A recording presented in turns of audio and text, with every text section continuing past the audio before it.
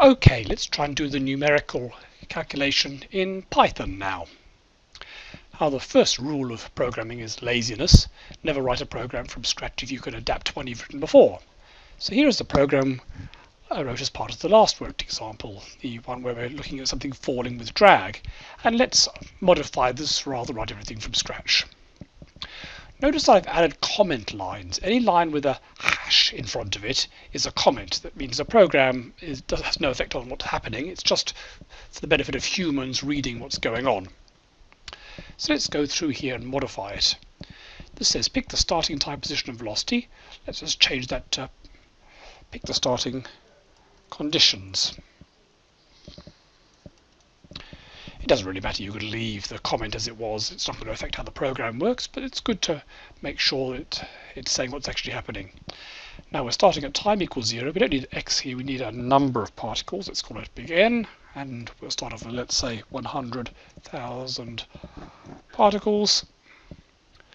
And that's all the starting, or let's put the probability, we're going to need a probability of decay per unit time, and we'll say that's 0.01. Now we'll pick the time step, let's say that's 5 seconds. And now we need up some lists to store the things to plot. We just need 2 lists.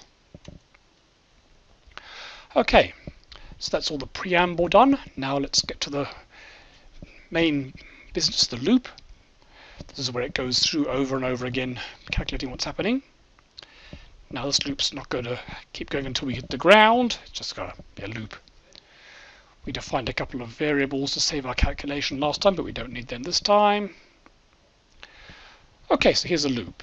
Last time it ran until we reached 10 seconds, but let's change that to time less than, say, 500 seconds.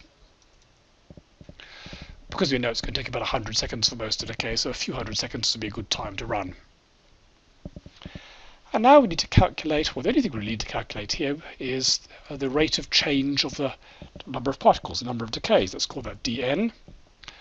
And dn is decay rate.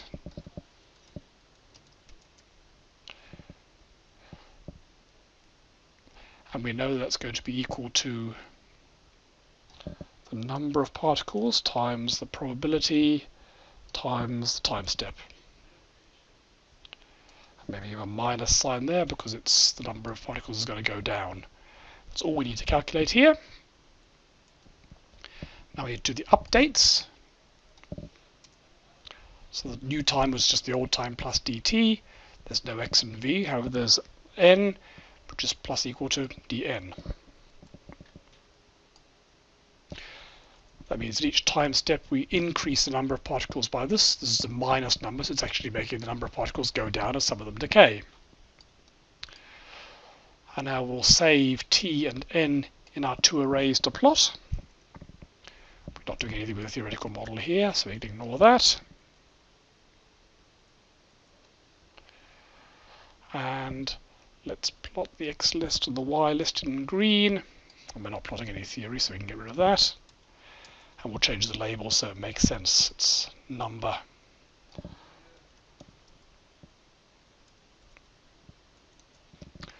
Okay, that all looks like it makes sense. Let's save it.